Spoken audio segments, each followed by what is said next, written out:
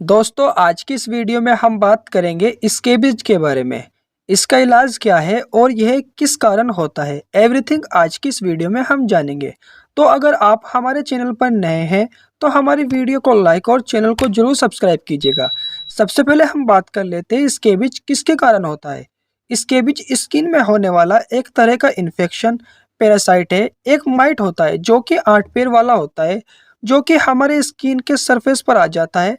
Skin के जो tissue है उसके अंदर छेद करके आ जाता है, उसके अंदर अंडे देता है और उस माइट के अंदर से जो पदार्थ निकलता है उस कारण हमारे शरीर में एक एलर्जी उत्पन्न होती है। हमारा इम्यूनी सिस्टम उस प्रोडक्ट को बाहर का समझता है और एलर्जिक रिएक्शन जिसके कारण स्किन में तेज खुजली होती है, जिसे हम स्कैबिज के नाम से जानते हैं। यह बीमारी ज्यादातर फैलती है एक व्यक्ति से दूसरे व्यक्ति में ट्रांसफर होती रहती है। इसका बचाव जरूरी है। यह एक तरह से मतलब इसमें शरीर के बॉडी के किसी भी पार्ट में सिर्फ फेस को छोड़कर हल्के हल्के लाल कलर के दाने हो जाते हैं, जिन्हें खुजाने पर ब्लड निकलता है और ब्लड निकलने के बाद वहां पर खुरन जम जाता है। यह स्कैबिज के लक्षण है। इसी से स्कैबिज की पहचान होती है। तो यह थी स्कैबिज होने के कारण। अब बात कर लेते हैं इसके ट्रीटमेंट के बारे में। स्कैबिज में कौन कौन सी मेडिसिन यूज की जाती है। तो चलिए वीडियो को स्टार्ट करते हैं। सबसे पहले हम बात कर लेते हैं मेडिसिन के बारे में। इसमें जो मेडिसिन यूज होगी पहले नंबर पर आती है लिवोसिट्राजिन टैबलेट। यह एक एंटीहिस्टामाइन क्लास का ड्रग्स है। यह टैबलेट एंटी एलर्जिक होती है। एलर्जी से संबंधित कंडीशन में इसका यूज किया जाता है। टैबलेट की जो डोज होगी इस टैबलेट को बड़े व्यक्तियों के लिए 5 mg सुबह शाम की होती है। अगर बात करें बच्चों की डोज की तो बच्चों में इसकी डोज 0.5 mg पर KG per day in divide 2 dose में दे सकते हैं। यानी 1 केजी के बच्चे को 0.25 mg सुबह और 0.25 mg शाम दे सकते हैं। दूसरे नंबर पर आती है टैबलेट ओमिनाकोर्टिल। इसके अंदर प्रेडनिसोलोन होता है। यह एक स्टेरॉइड होता है। इसका यूज सिर्फ बीमारी को दबाने का काम करता है। इसे बहुत सी बीमारियों में दिया जाता है और इसे एलर्जी में भी दिया जाता है। इसे शुगर और थायराइड के पेशेंट को नहीं लेना चाहिए। अगर शुगर और थायराइड के पेशेंट इस टेबलेट का यूज करते हैं तो उनका शुगर लेवल बढ़ सकता है। बड़ों के लिए इसकी डोज 10 mg सुबह और 10 mg शाम की होती है और बच्चों में इसकी डोज 0.5 mg पर KG per day in divide 2 dose में दे सकते हैं। अगर आपको बच्चों में डोज कैलकुलेट करनी है तो आप 0.5 mg गुना बच्चे के वेट से कर देना, आपकी mg यानी डोज निकल कर आ जाएगी।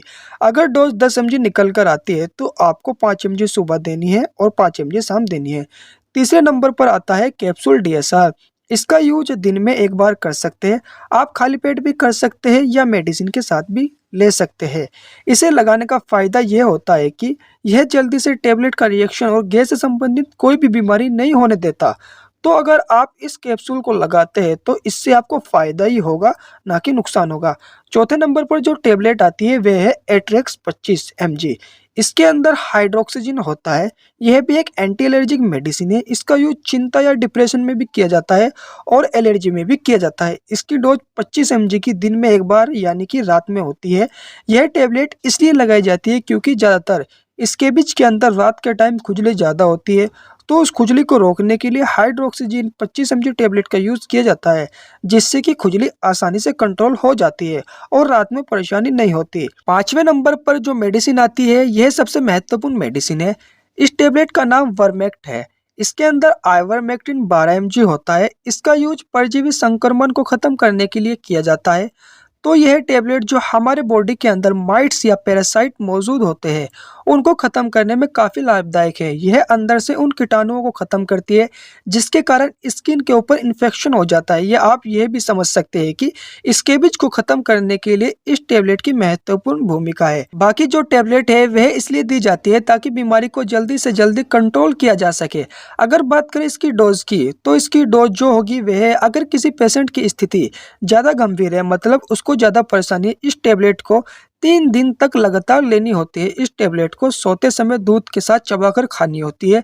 यह खाने में मीठी होती है। यह 3 दिन तक लगातार लेनी होती है। अगर किसी पेशेंट को ज़्यादा परेशानी नहीं है तो उसको 1 दिन छोड़कर देनी होती है, मतलब पहले दिन देनी होती है, फिर तीसरे दिन देनी होती है।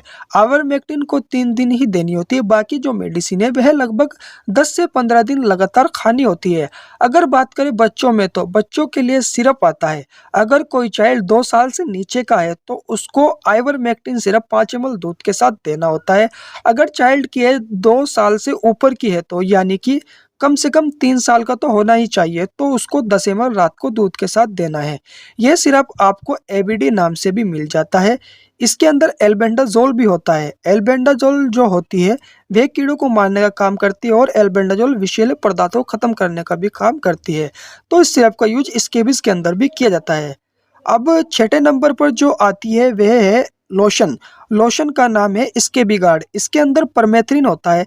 इसका यूज स्केबिज और हेड लाइस को ठीक करने के लिए किया जाता है। हेड लाइस का मतलब होता है सर में जू का हो जाना, तो इस कंडीशन में भी परमेथ्रिन लोशन का यूज किया जाता है।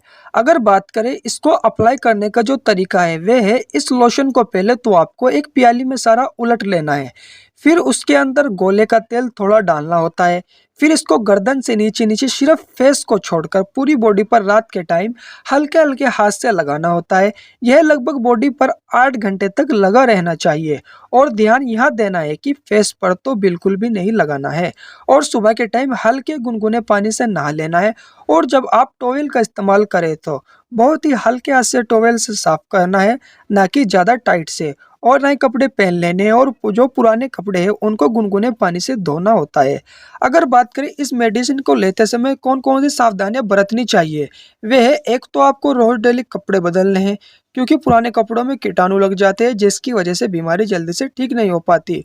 और दूसरी बात, कोई भी गर्म चीज़ें जैसे कि मांस, अंडा, मछली या तली हुई कोई भी चीज़ें नहीं खानी है या पीनी है। इन चीज़ों का आपको परहेज करना है और दूसरे के संपर्क में आने से बचना है, क्योंकि यह बीमारी एक व्यक्ति से दूसरे व्यक्ति में फैलती है। तो यह थी इसकी कुछ सावधानियां। उम्मीद करते हैं कि आपको यह हमारी वीडियो पसंद आई होगी।